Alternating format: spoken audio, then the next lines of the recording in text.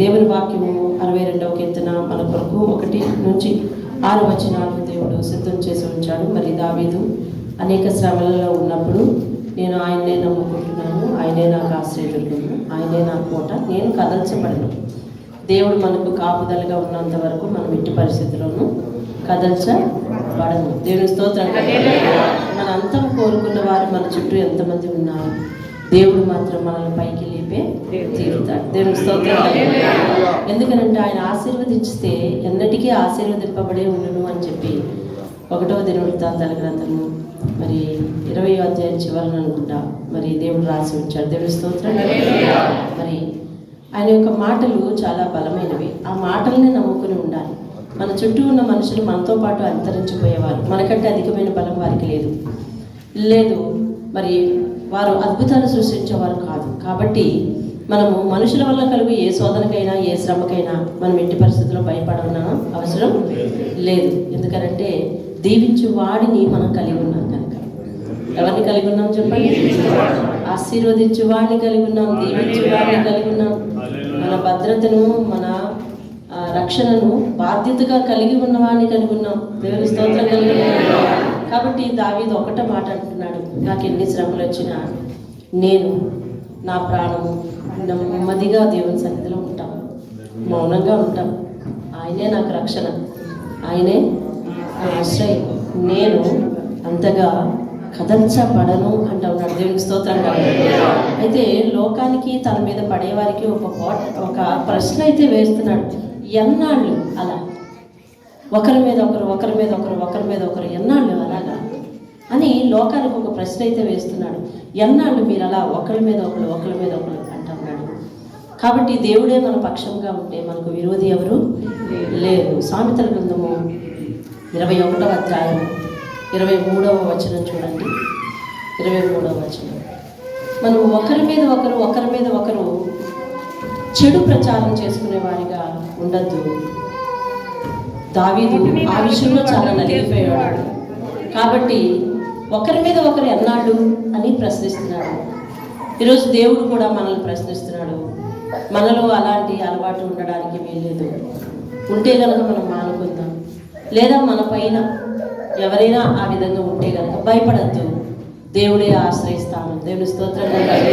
ఇక్కడ దేవుని మాట ఏంటంటే 21వ అధ్యాయం 23వ వచనం,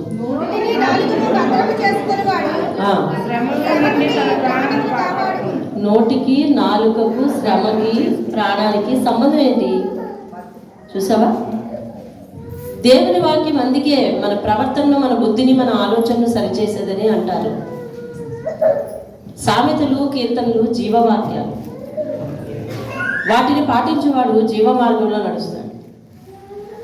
దేవుడు చాలా ఆజ్ఞల మేళవింపు, చాలా ఆజ్ఞల సారాంశం కీర్తనలోను సామెతల్లోనూ దాచి ఉంచాడు.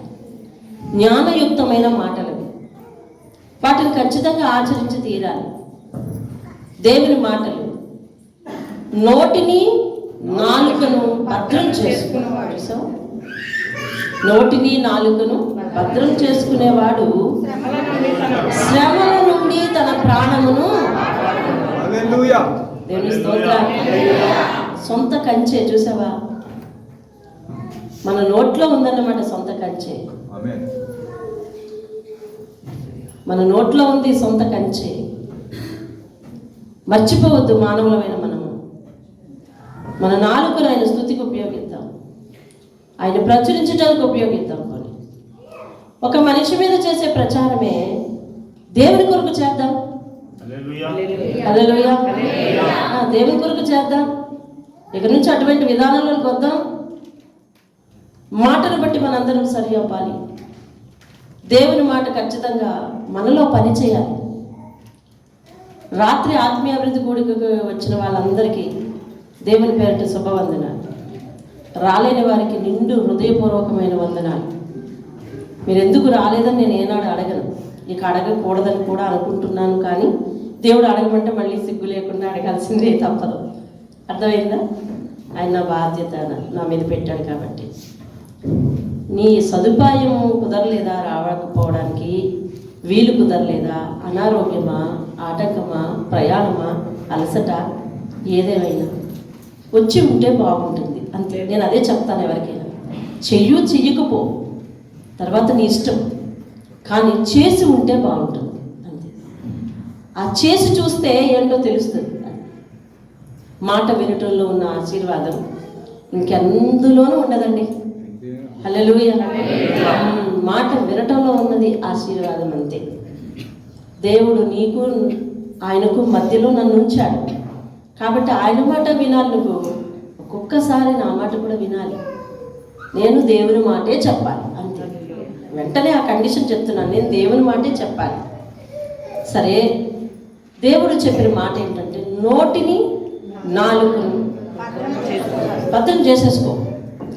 నా ప్రాణానికి ఏ భయం లేదని ధీమాగా పడుకో అంటున్నాడు అంతే. నా ప్రాణానికి ఏం భయం లేదని ధీమాగా పడుకో, నోటిని నాలుకను భద్రం చేసేసుకో అంతే. దేవునికి స్తోత్రం కలుగును గాక. హల్లెలూయా.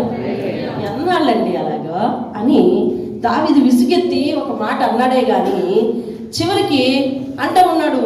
ఏమని అనంటే, నా ప్రాణమా దేవుణ్ణి నమ్ముకొని మౌనంగా ఉండు, ఆయన వలనే నాకు ఓపిక, ఎదురు చూపులు, నిరీక్షణ కలుగుతుంది.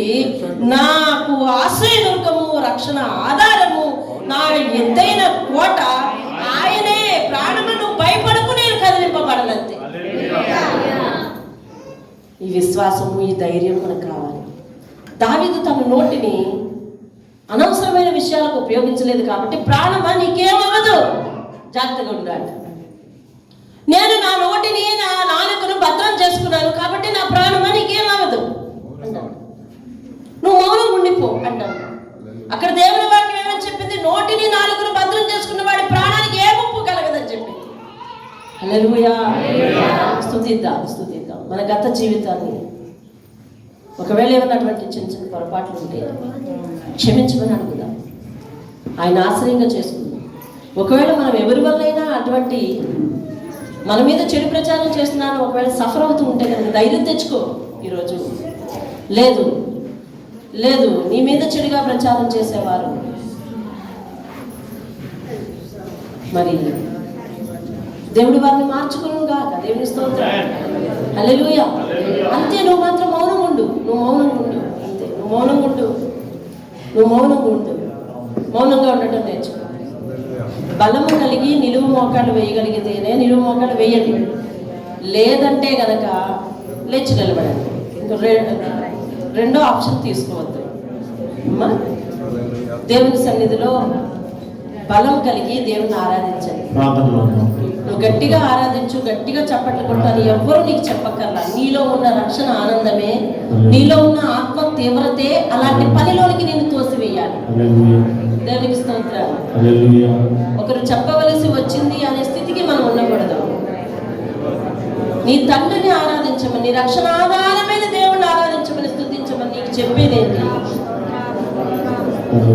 అలా చెప్పించుకుంటున్నావు అని అంటే నీ అన్నం నువ్వు తిను, నీ ఆకలి నీకు తీరుతుంది అని ఎవరైతే చెప్పాలని, నీ ఆత్మలో ఉన్న ఆత్మావేశము, పరిశుద్ధాత్మ ప్రేరేపణ, ఇవన్నీ నిన్ను దేవుని స్తుతించేలాగా చేయాలి, ఆయన ఆరాధించేలాగా చేయాలి, మన నోటి బలాన్ని ఉపయోగించేలా చేయాలి. దేవుని స్తుతించకుండా చేసే ఆత్మ దురాత్మ, దేవునికి ఆరాధన చేయకుండా చేసే ఆత్మ దురాత్మ. కాబట్టి దురాత్మ సంబంధిగా అయితే మనం స్తుతించలేము, ఆరాధించలేము, పాడలేము, కీర్తించలేము, నోరు విప్పి ఆయన మహిమను పొగడలేము. దేవుడు నీకు శక్తిని, బలాన్ని అనుగ్రహిస్తాడు.